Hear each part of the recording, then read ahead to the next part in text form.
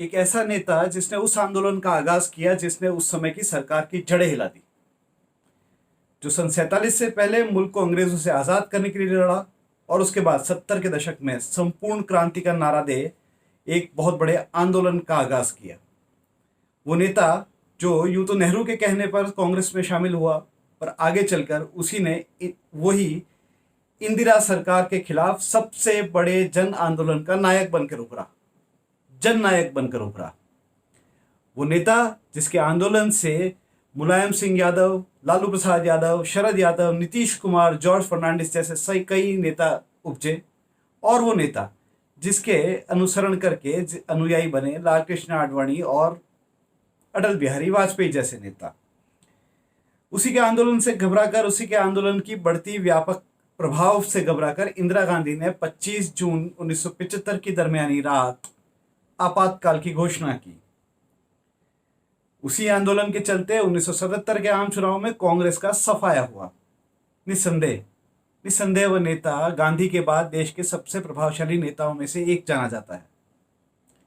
उसका नाम था जयप्रकाश नारायण यानी जेपी। नमस्कार, मैं सिद्धार्थ आज फिर एक रोचक किस्सा लेकर आपके सामने आया हूं, और आज का किस्सा उस नायक पर आधारित है जिसे जननायक का नाम दिया गया। उसका वजूद इतना भारी था, उसकी शख्सियत इतनी भारी थी कि उसके बारे में राष्ट्रकवि श्री रामधारी सिंह दिनकर ने खुद लिखा और पटना में हजारों लाखों लोगों की भीड़ के सामने पढ़ा कि कहते हैं उसको जयप्रकाश जो नहीं मरण से डरता है, ज्वाला को बुझते देख कुंड में स्वयं आग की कूद पड़ता है जयप्रकाश वह जो न कभी सीमित रह सकता है घेरे में, अपनी मशाल को जला बांटता फिरता रोशनी अंधेरे में। बात करेंगे जयप्रकाश नारायण की। थोड़ा सा संक्षिप्त परिचय जेपी के बारे में। मौलाना आजाद के एक भाषण से प्रेरित हो जेपी ने आजादी की लड़ाई में कूदने का फैसला किया। उन्होंने आचार्य नरेंद्र देव, डॉक्टर राम मनोहर लोहिया, अच्युत पटवर्धन जैसे कईयों के साथ मिलकर 1934 में पटना में कांग्रेस सोशलिस्ट पार्टी का गठन किया। अमेरिका से पीएचडी की पढ़ाई बीच में छोड़ आए जेपी ने महात्मा गांधी के साथ भारत छोड़ो आंदोलन में हिस्सा लिया। गिरफ्तार भी हुए, जेल भी गए, और फिर हजारीबाग की जेल की दीवारों को फांद कर आंदोलन के रास्ते फिर चल पड़े। यूं तो जेपी समाजवादी थे, मार्क्सिस्ट थे, बट उनके प्रभाव से संघ के से जुड़े लोग भी अछूते न रह सके। जेपी के समाजवाद के ज्ञान पर स्वयं गांधी जी ने लिखा है कि जयप्रकाश कोई साधारण कार्यकर्ता नहीं है, वे एक समाजवाद के आचार्य हैं, और भारत में समाजवाद के बारे में उनसे ज्यादा कोई नहीं जानता। शुरुआत में जेपी संघ को एक सांप्रदायिक संगठन मान उनसे एक दूरी बनाए रखते थे, लेकिन 1972-73 के छात्र आंदोलन में संघ के कुछ सदस्य सक्रिय हुए। विद्यार्थी परिषद की सक्रियता और उनकी अनुशासित शैली से जेपी खासे प्रभावित हुए। आगे चलकर वे संघ के अनुशासित कार्यप्रणाली के कायल बने, और फिर संघ पर उन पर संघ का प्रभाव दिखाई देने लगा। कितना?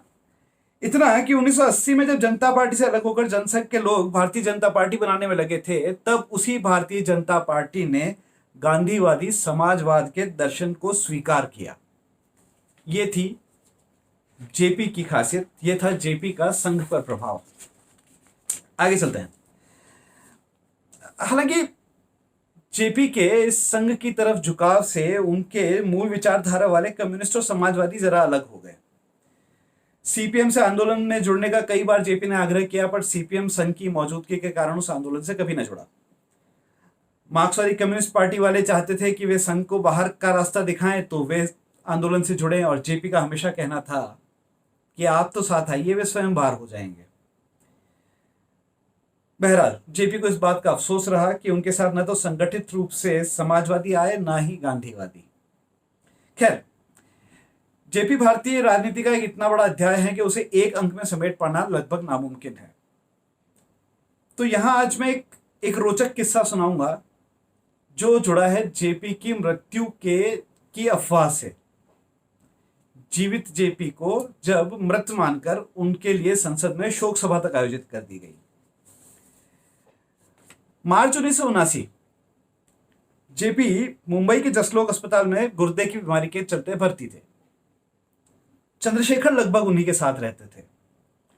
तबीयत ज्यादा बिगड़ने लगी तो इंग्लैंड से डॉक्टर बुलवाए गए, लेकिन उनकी रिपोर्ट भी कहती थी कि जेपी अब ज्यादा दिनों के मेहमान नहीं है। चंद्रशेखर उन दिनों इंडियन ऑयल के गेस्ट हाउस में रुका करते थे। एक दिन जब वे अस्पताल से गेस्ट हाउस पहुंचे तो उनके साथ थे रामनाथ गोयनका, प्रसिद्ध पत्रकार और उद्योगपति, मोहन धारिया जो उस समय वाणिज्य मंत्री थे, और नानाजी देशमुख, संघ के पुराने नेता। गेस्ट हाउस में रामनाथ गोयनका ने बड़े भावुक होकर कहा, अगर जेपी को कुछ हो जाता है तो हमें प्रयास करना चाहिए कि उनका अंतिम संस्कार भी कुछ उस तरह से हो जैसे महात्मा गांधी का हुआ था।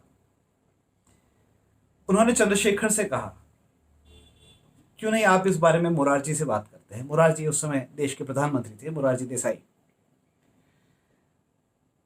चंद्रशेखर बोले, मैं नहीं चाहता इस संबंध में सरकार से कोई बात करना, ये उनका काम है, उन्हीं को तय करने दीजिए।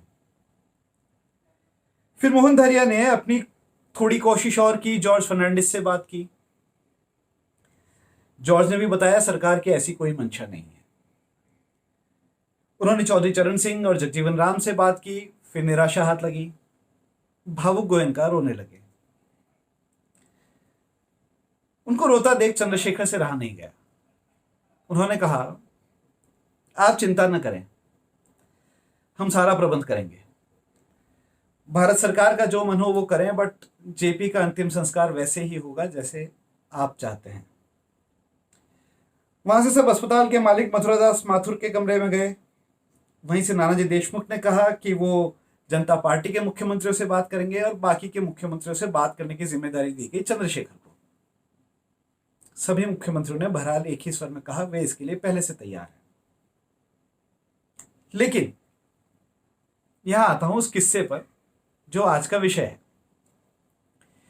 ये सब बातें जब चल रही थी उस समय वहां एक शख्स मौजूद था जो पहुंच वाला था, खुफिया जानकारी इकट्ठा कर रहा था। उसने बात पूरी सुनी या ना सुनी या गलत सुनी ये पता नहीं, लेकिन उसने किसी तरह दिल्ली ये खबर पहुंचा दी कि जेपी का देहांत हो चुका है और उनके आसपास के लोग इसकी घोषणा करने से बच रहे हैं, लेकिन तैयारियां अंतिम संस्कार की चल रही हैं। सूचना तंत्र के होते होते ये बात प्रधानमंत्री ऑफिस तक पहुंची, पीएमओ तक पहुंची, और मजे की बात ये कि प्रधानमंत्री ने भी इस बात की तस्दीक किए बिना इसे सच मान लिया और संसद में जेपी की मृत्यु की घोषणा कर दी गई। ऐलान हुआ, शोक सभा की तैयारी होने लगी, और यहां जो जेपी के नजदीक थे, जेपी के करीब थे, यानी चंद्रशेखर, रामनाथ गोयनका, मोहन धारिया और नानाजी देशमुख को इस बात की कोई खबर नहीं। इत्तेफाक से चंद्रशेखर ने किसी निजी काम से अपने दफ्तर में दिल्ली में फोन किया। बताया गया कि सभी लोग संसद गए। सभी के एक साथ संसद जाने की खबर सुन चंद्रशेखर थोड़े अचरज में पड़ गए। कारण पूछा तो बताया गया जेपी की शोक सभा है। चंद्रशेखर हैरान, दौड़ते हुए अस्पताल की तरफ गए जहां इस खबर के फैलने से बाहर जेपी के चाहने वालों का मजमा लग चुका था। जरूरी था उनको सच्चाई बताना।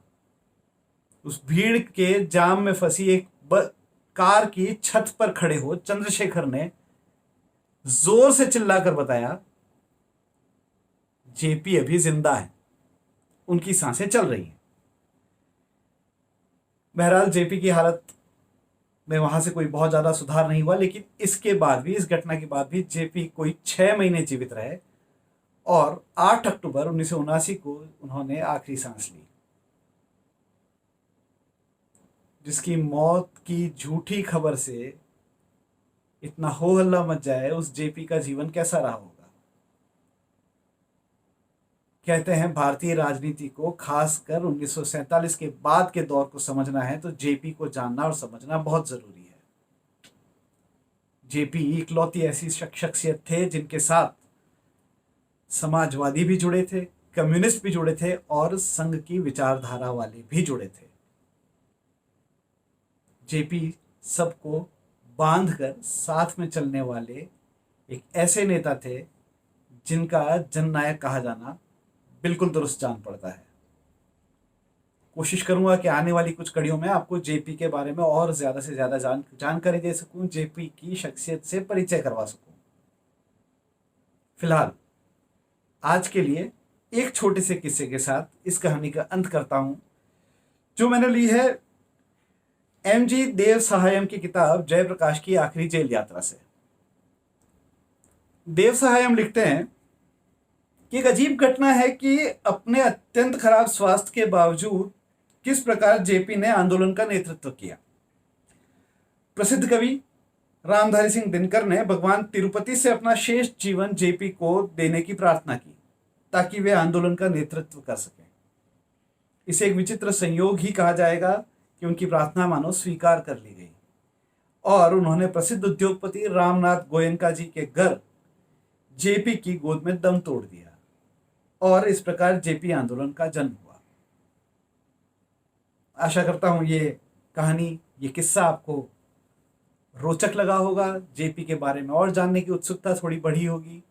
कोशिश करूंगा जल्द ही अगली कड़ी में जेपी के बारे में और जानकारी आपके सामने लेके आ सकूं।